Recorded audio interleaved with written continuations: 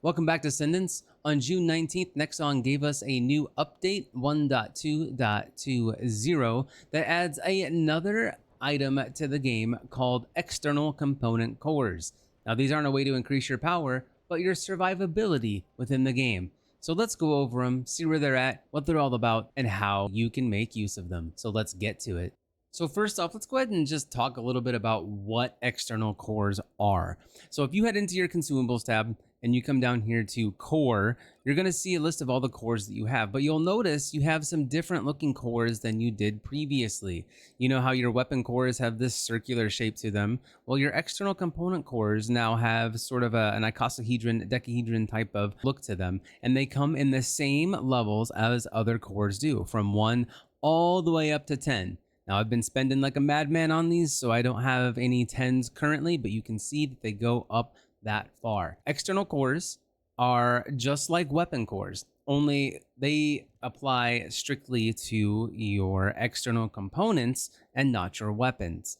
If you're looking for more information on weapon cores themselves, I suggest you check out my weapon core video and how to find them and get those and apply them to your weapons. I'll link that down in the description below.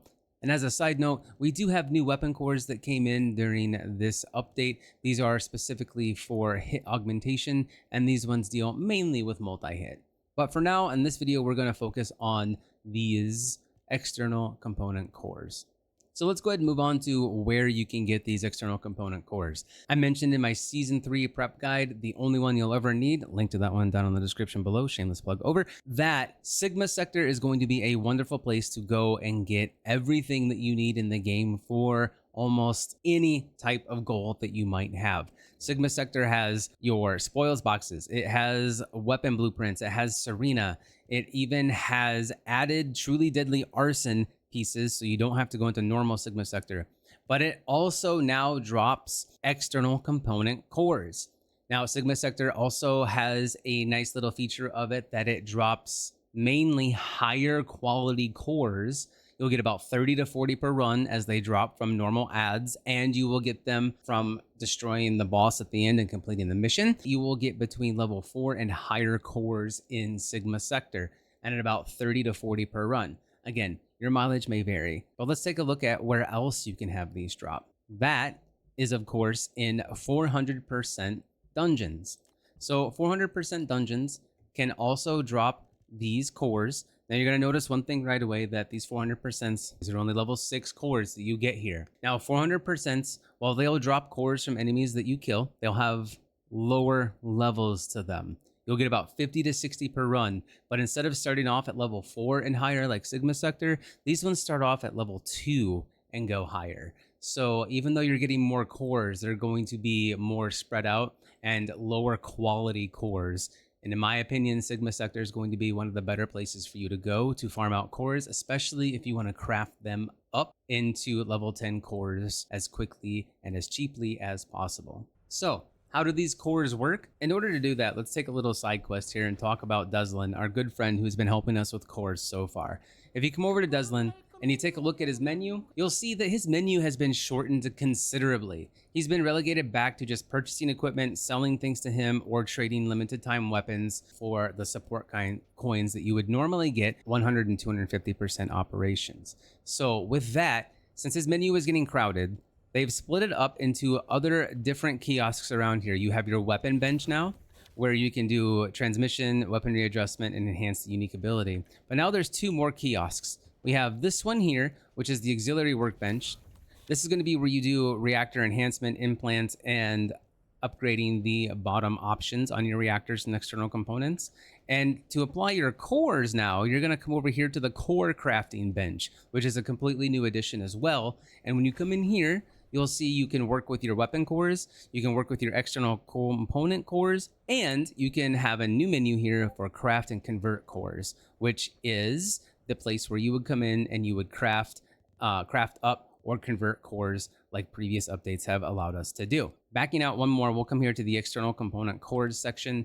And once you have external components in your inventory, you can go ahead and select one of them.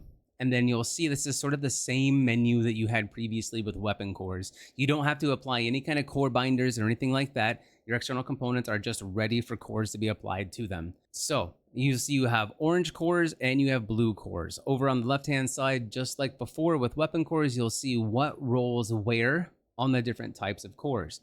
So if we look at our orange cores here, we'll see we have this orange with a little bit of teal in it. And this one can roll shield and shield type affixes here. So shield recovery in and out of combat. And the solid orange one here will be the one that a lot of people are going to work towards. And this is the one you're really going to want.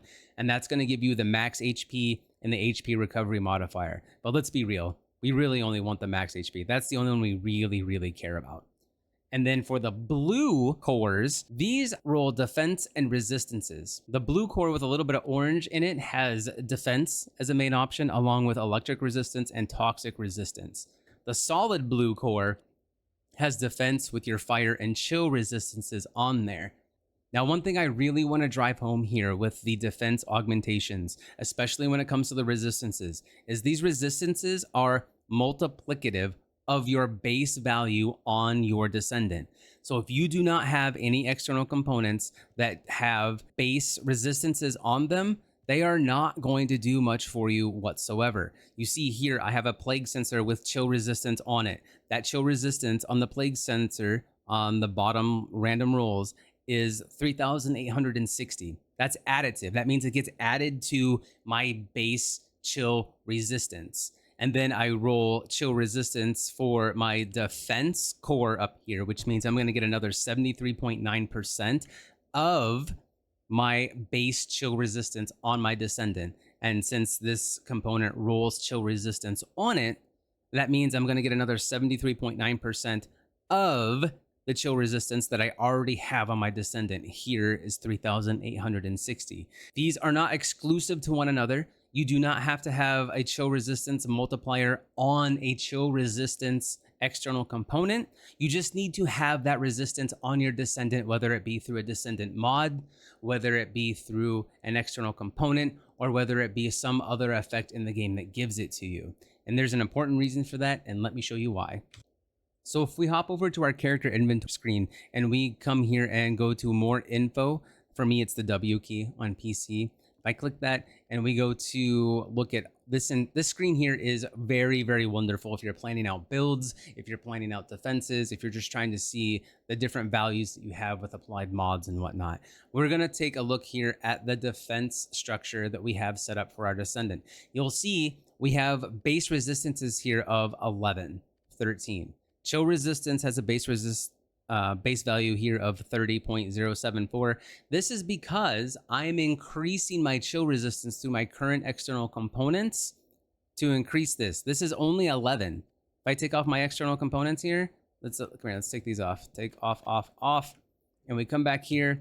We'll see that now my chill resistance is only 14.19. So I have a bonus somewhere else on my Descendant, and I know exactly where that's at. It's on a mod that's listed on my Descendant. It's chill immunity that gives some bonus to my resistances. These base values are almost negligible. So unless you find a way to increase these base values, like the additive stat, rolling it as a stat on your external components, not with the cores, but in the place of MP recovery modifier or max MP or something like that. That is when the resistances will give you the biggest bang for their buck. Otherwise, if you don't have any additive to your base values here, you're just going to be wasting a slot.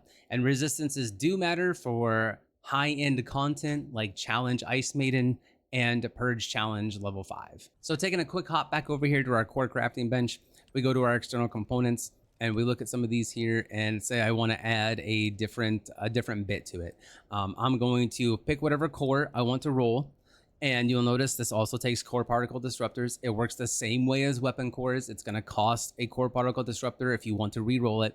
If you go to equip core, it's going to say, hey, do you want to keep the one that you have, or do you want this new one over here? I obviously want to keep the gold roll that I have here, and I want to keep that existing option. And the process starts all over again with core grinds and the RNG of constantly trying to roll a good value onto your external components.